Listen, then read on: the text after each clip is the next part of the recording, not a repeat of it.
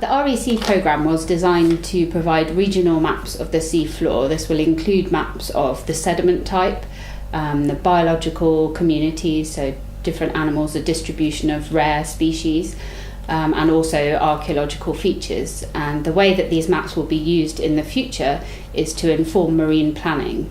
So marine planning is a process by which government decides which areas are a priority for which activities. So that might be conservation, or it might be fishing, or it might be a wind farm. And all of these activities have conflicting needs, and by mapping the resources that are there, it allows us to plan these activities so that they have a minimal impact on the environment. Certain marine habitats have been identified as being particularly important for conservation, and this can be for a number of reasons.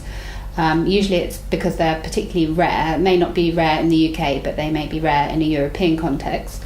And the other primary reason is that they support a high biodiversity of other marine life. And these have been identified under the Habitats Directive, which is an EU directive, under Annex 1, which is a list of habitats which are particularly important for conservation. So the three most common Annex 1 habitats that we find offshore in the UK are sandbanks, rocky reefs and biogenic reefs, and these were found in the RECs. Examples of biogenic reef included the Ross worm, Sabellaria spinulosa, and also mussel beds, Mytilus edulis. And rocky reefs is basically anything where there's rock protruding through the seabed, and these areas support particularly biodiverse communities, including sponges and bryozoans and hydroids. And then the other habitat is sandbanks, and these are particularly important because they provide a habitat for sand eels, which are a very important component of marine food webs.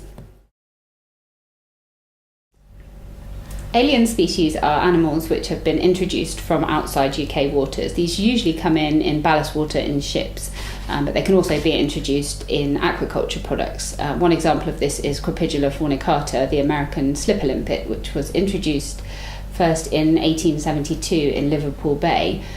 This limpet came in with the American oyster, which was introduced on purpose to remedy a decline in the native oyster fishery. Slipper limpets have been found to have quite a detrimental effect on oyster fisheries, and this is because they form very dense aggregations.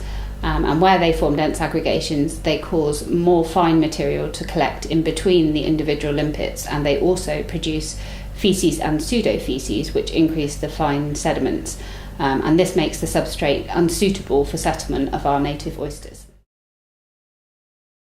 During the Humber REC, we discovered a series of tunnel valley features, which are deep seabed depressions, which are thought to have formed during subglacial erosion, so erosion which occurred during the melting of the ice sheets.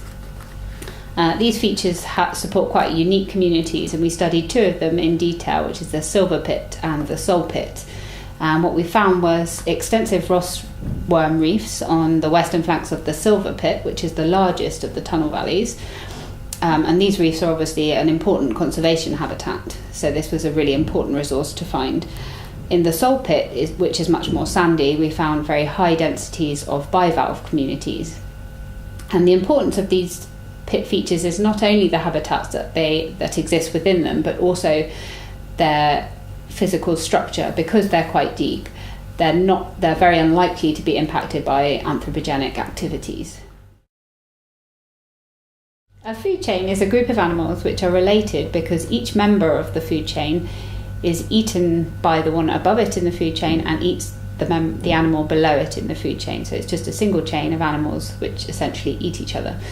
So a simple example in the marine environment, most food chains start with the sun, and photosynthetic organisms take their energy from the sun.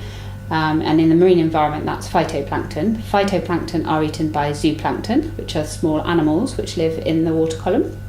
And then the phytoplankton are then eaten, for example, by benthic organisms, which are then eaten by small fish, which are then eaten by big fish, which are then eaten by humans. And that's an example of a food chain. Several food chains make up a food web, and there can be interactions between food webs. So you might get lots of different big fish eating the same little fish, for example. Marine food webs sit within marine ecosystems, which also incorporate physical cycles such as nutrient cycling and water cycling. and also encompasses the habitat which supports the marine food web.